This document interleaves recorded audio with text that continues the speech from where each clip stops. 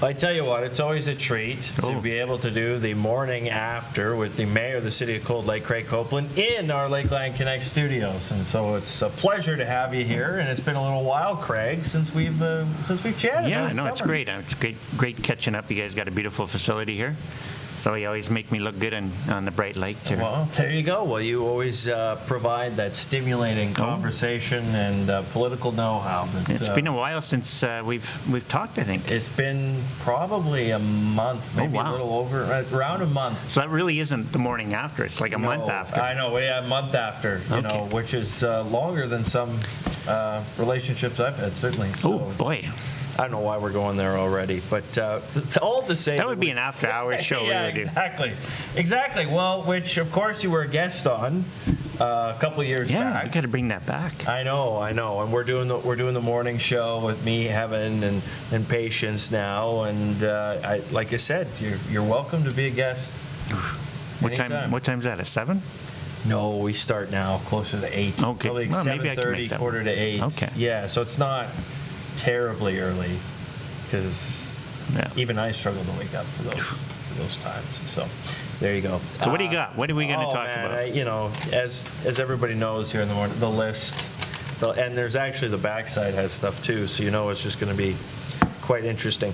Let's start with the MLA visiting City Council last week. And one thing that MLA Scott Sear has done since he's been elected is make an effort to appear in front of council as a delegation, but basically allow some information sharing and also have it be in the public eye, which I think is a good sign. You know, there's a lot of meetings that happen, but a lot of those times those are behind closed doors. A lot of things were talked about in having MLA Scott Sear there, whether it's crime, whether it's doctors, whether it's Bill 20. Just what did you make? And we'll sort of pick through some of those things. But Sear was there last Tuesday. Yeah, no, it's great to have Scott come about. He's been doing that, like you said, to all the councils. So, you know, he tries to make at least once a year. And, you know, what people may not realize, but behind the scenes, we run into our MLA a lot, right, at different events. So it's great. He's out and about really communicating with people. We did have him for about 20, 25 minutes that day, that night.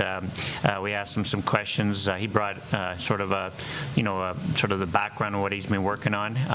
We've got a lot of big files in our area. One of them, of course, is addictions and drugs and crime. And so we know that we had the Minister of Addictions up here just recently. He did a visit at Cookham's house to see what program they're delivering there and seeing if the province can help with some funding over at Cookham's, which would be marvelous. For those that don't know, I mean, Cookham's has been operating for a while. It's a nonprofit, and the city donated some land, and they stood up a building. They have a big mortgage on the building, but that's where men can go in there that are recovering, and then and have a safe place to be, and then they work with that individual to look for work, and also, but just basically get their life back in order. We've met a couple of people that were staying there. Just couldn't. They said nothing but great things about Cookham's house, and so Zane that runs it there doing a great job, and he's working with Bonneville Rehab, and so we talked about that with Scott. Is that we're very supportive on council to have a detox and also an addiction mental health facility in Cold Lake. We feel that our population is quite large, that we can attract. It's when you stand up a facility, you want to be able to make sure that you can staff it. Mm-hmm. And we feel that our city has there's a lot of great things about living in Cold Lake, and so we can attract a lot of people that want to work in that field, in our community. And we still feel that our area, whether it's the Lakeland, but our area still needs to have these facilities that we lack, right? And so mental health would be a big one, but addictions and also a detox facility. And it's just it makes sense when you look at it from an RCMP standpoint. Right now they have to, if anybody has mental health issues, they need to drive them to St. Paul, and then if St. Paul is full, they have to look at Edmonton or Fort McMurray. And so, having something in our area, I think, is what we talked about with Scott. We also talked about Highway 28, of course. Just to interrupt there, just because I want to mention Walk for Wellbriety is this Saturday that Cookham's House and Bonnyville Rehab are putting on. So just a shout out there, because I know that came up too in the meeting. And you talk about Highway 28. Did Scott see or not say? I even have a note that the hope is that shovels are going to be in the ground by next summer.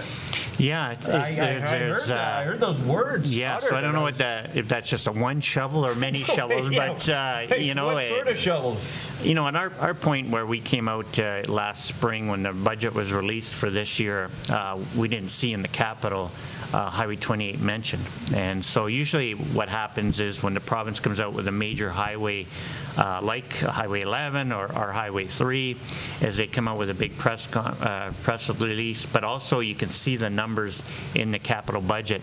And so when Scott said that, I was like, okay, well, that's encouraging. And so we'll see what happens. Right now, the Highway 28 is still pretty quiet. There's some pavement overlays that have been happening this past spring, summer, but Highway 28 is a huge hazard. My issue with, and our council's issue, is we've waited over the years for some kind of signal that the province is coming and investing in our area.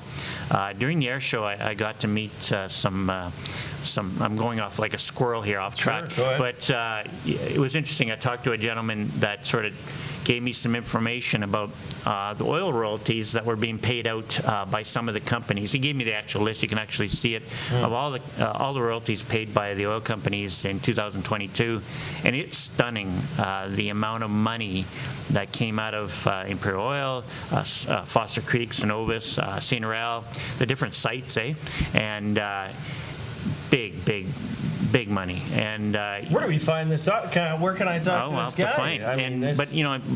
I looked it up, and it was over $3 billion. $3 billion in 2022 from a general Coal Lake, MD of Bonnyville radius, right? And that's just a real tertiary look at it. And this is what we've been saying for years, because some of the oil sands operations have been around for so long that they're paying out huge money now, royalties, like 22%. So if a price of oil is $50, right away, the province is getting 22% of that money before the company pays out all their expenses. And so we're just this cow that just keeps on giving.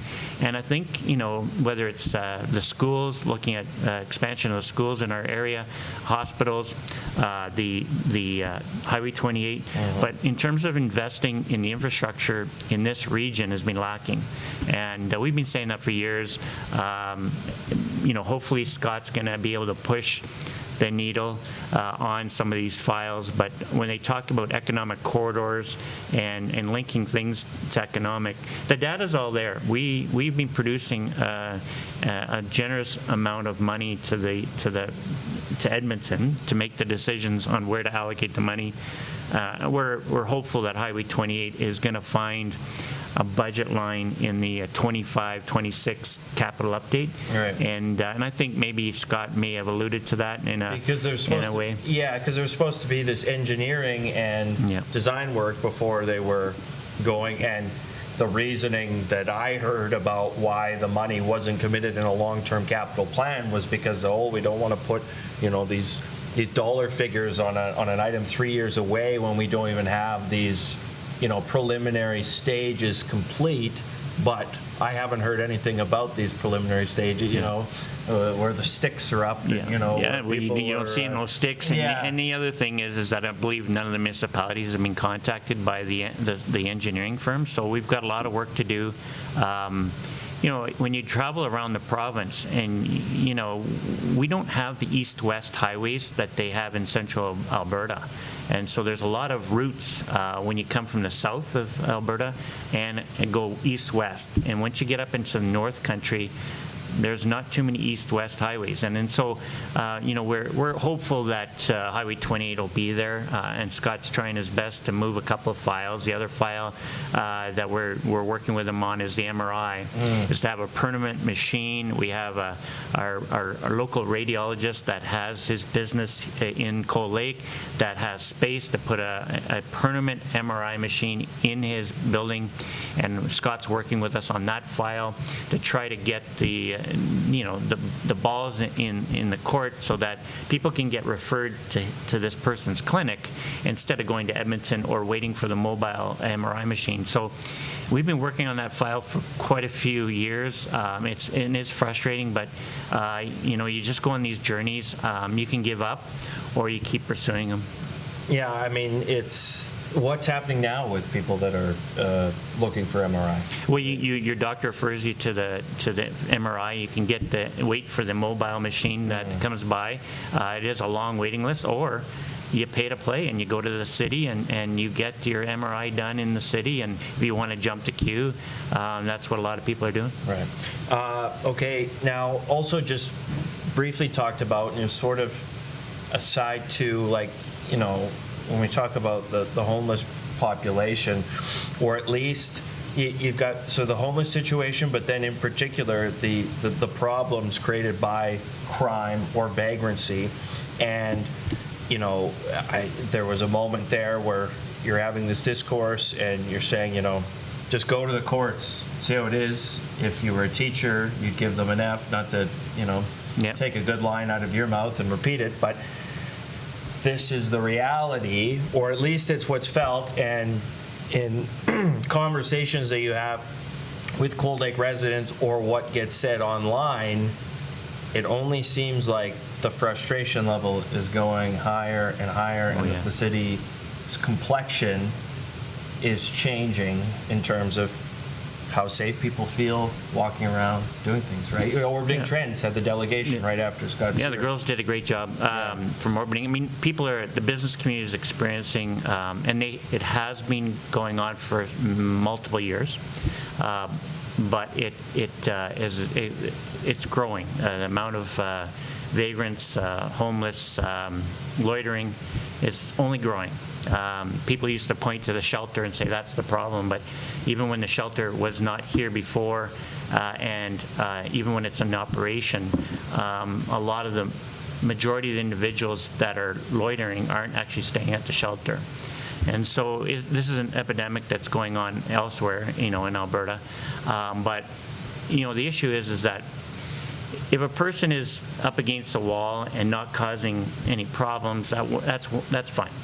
But the problem is that in most cases they're not, and so they're either begging for money or they're out there stealing.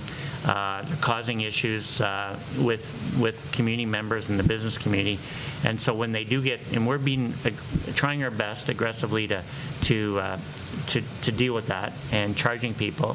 And one time we had the jails were full with people there a couple months ago, but our expectations are, if these people are committing an offense, that the court system is going to fine them and give them proper sentencing. And what's happening, in our opinion, is cases are being deferred for later date, and also the sentencing. Some charges are getting dropped, but in the end, we're not punishing anybody, and we really need to take a hard look at what we're doing here, because insurance is going up for a lot of these businesses with broken windows, theft, and so it's really impacting our business groups.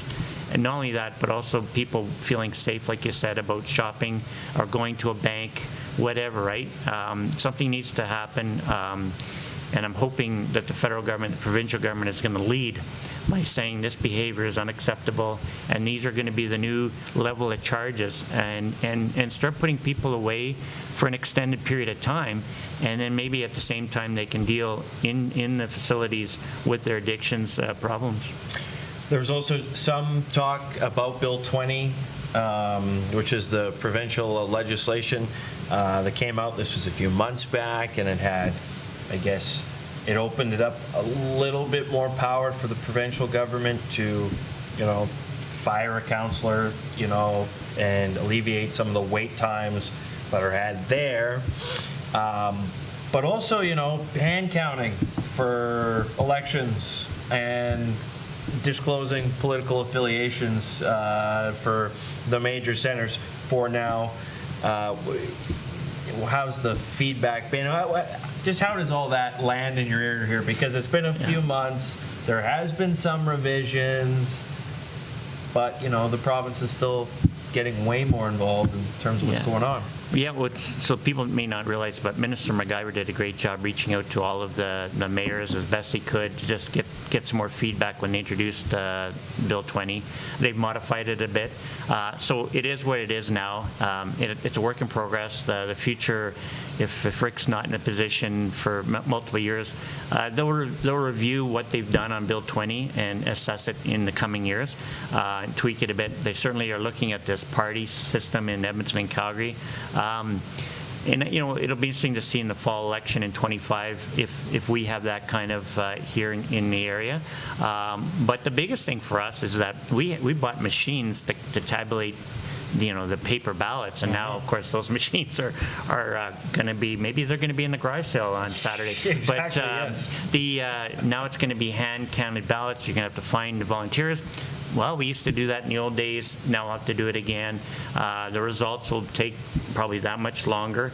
And so much talk about this apparent lack of confidence in elections that was kind of news to me. I didn't feel, this is coming from, individual that won an election by one vote within his own party, but it was just, we hear all this noise about the U.S., or maybe even somewhat federally in Canada.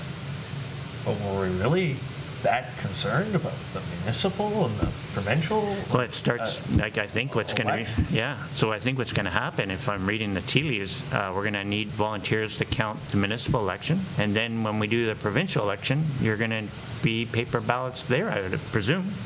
And so whether or not the next federal election will be hand-counted ballots, but you would think that the provincial election is going to be hand-counted ballots when the next provincial election in a few years, right? Well, nothing inspires confidence more than now having to wait not just that night into the morning, maybe into the middle of the next day. You know what I mean? This could completely undermine this whole idea of the confidence by having a large delay. People do not like delays. Oh, I remember when they count.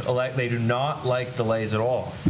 100%. So it'll be interesting. I guess for those people that do the broadcasting during election night, they better say, well, we're going to be doing it for the next 3 days. Yeah, exactly. But, we did a special, Arthur, remember Arthur and I, we did a special night. We basically knew everything that night.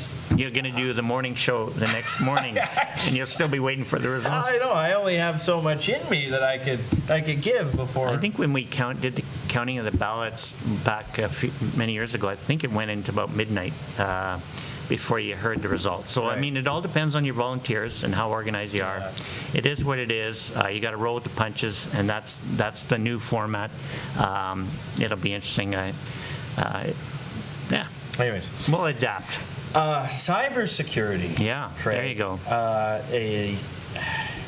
I'd say unusual because it's local. We see it on the the national, the international scale. This idea of big companies that have these cyber attacks and information gets potentially leaked. City of Cold Lake, this cyber attack, it wiped out the ability for a couple days or day or two with phone and servers and et cetera. Like, where are we at here with what happened? Well, it's really real. It's when we got the note that we're down, they came in. There's only so much we got to be careful how much I can say. But early in the morning, the attack happened, and thankfully our system realized that somebody was inside. But yeah, it's really real. It really impacted the city tremendously. We had to go to old school methods, but certainly in some of the sites we couldn't take anybody's money, like the marina and that. Right. And really what you want to do is you take everything down everything gets shut down. Luckily, in our case, some of the most important vital pieces of equipment, like say the water treatment plant, the wastewater plant, was on a different servers or whatever it's called. I mean, everybody knows me, I'm not a techie. And I mean, so eventually the city staff, the computer people behind the scenes, they did a tremendous job. They worked every single day, long into the night. We hired an expert to come in and see what was going on. Interesting way that the person came into the system. That's about as much as I'll say. And it just speaks to volumes for companies out there, for municipalities. Take this cyber threat real. Was anything lost? Was information, it was data, personal, anything? Do we know? Nothing's lost. The question is, they've seen stuff, but really in the end, what did they see?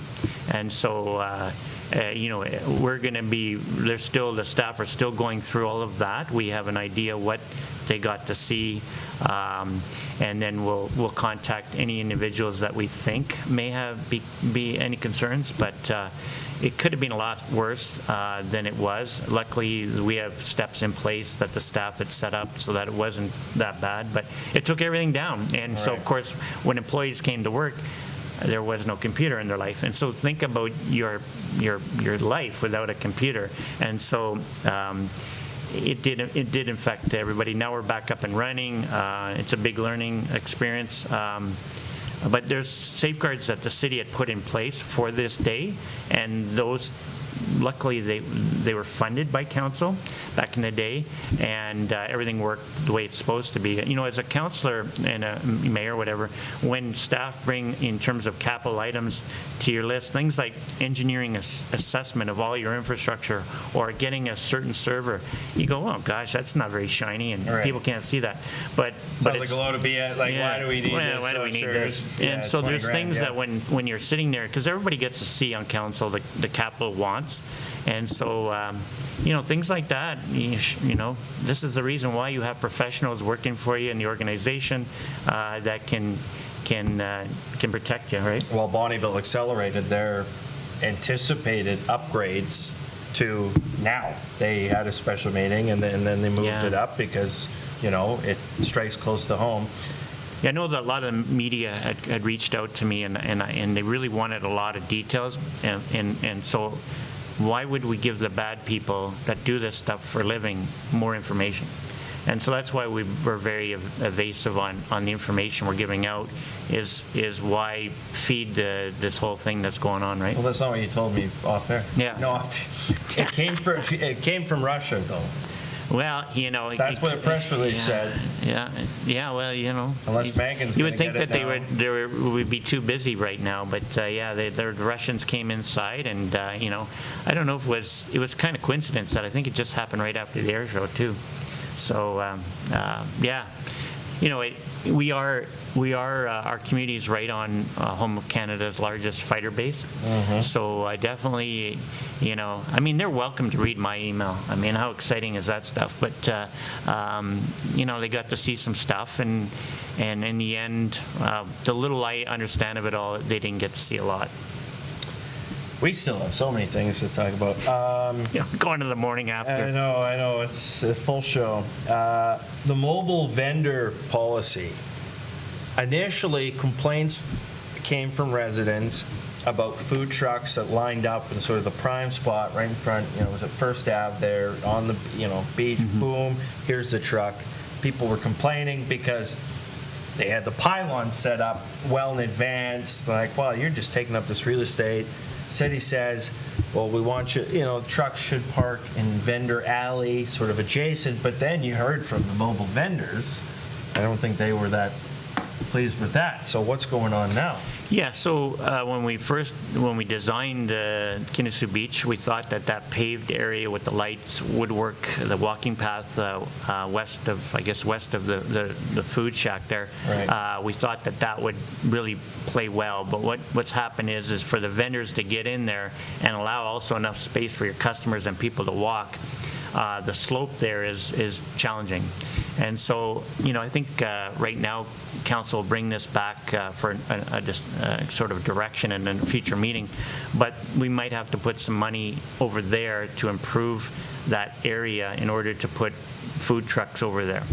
In the meantime, summer unfortunately is getting close to being over, is allow them to operate if they so desire on the road right now. We did have a lot of complaints from residents on having the smell of the trucks and generators running. But I think we're also going to look at different areas on Kinnasoo Beach to see if a vehicle could back up, park a food truck in the sort of the center radius of where they want to be, and see for now if that can be a short-term solution. When you look at the amount of food trucks that want to be there, most of them are going to be there on very hot days when they know that the beach is going to be crowded, right? And so, can we identify some spots on Kinnasoo Beach where they can just back up, park their unit, and then pull out and not take up parking spaces, which are really critical along First Avenue, because we've been, the beach has been a very popular place. I heard on the Saturday of the air show, the amount of people that were down at the beach surpassed, the volume of business surpassed Canada Day. So that, just speaks to the volume of people that are going to the beach. It's becoming well known now. And with the food trucks taking those parking spots, parking is already very crowded, right? Yeah. It's... Yeah, we haven't tackled the trees there to make a huge parking lot there.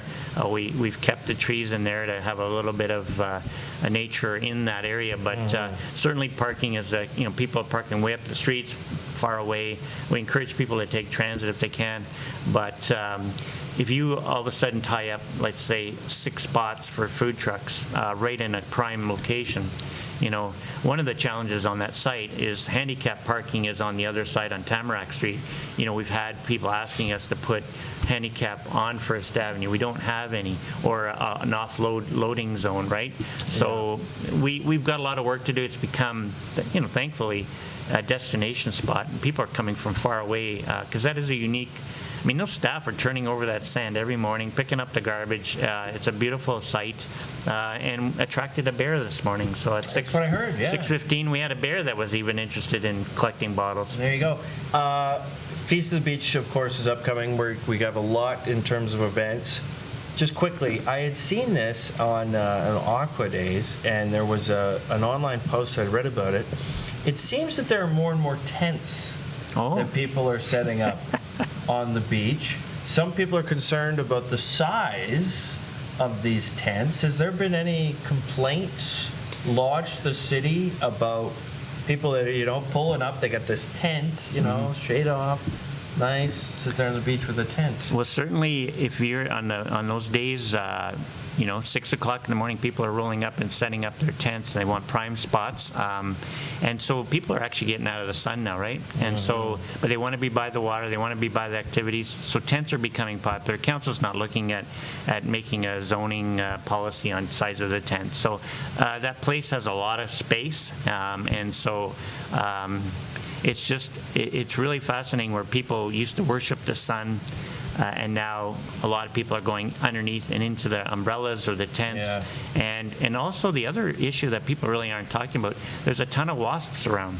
And so one of the reasons why people are bringing the tents is they're bringing their food inside the tent and eating there because the wasps are so bad this year. So, it is what it is. On Aqua Days, I saw, it was like a full crock pot with silverware and plates.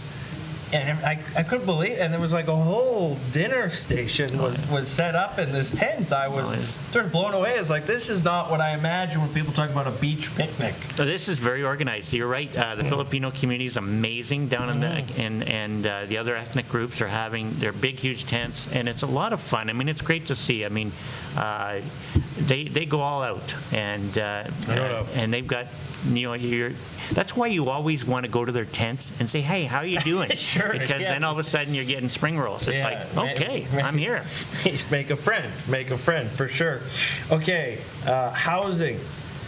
a special corporate priorities meeting, a rarity in August, Yeah.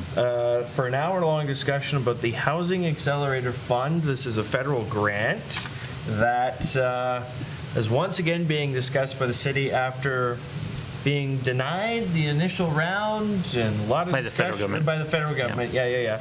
And so what to make of this? Because, posts online about what rental costs are right now are, going up, the volume, people concerned, and we've talked about it before, with projects to come, there could be a real bubble.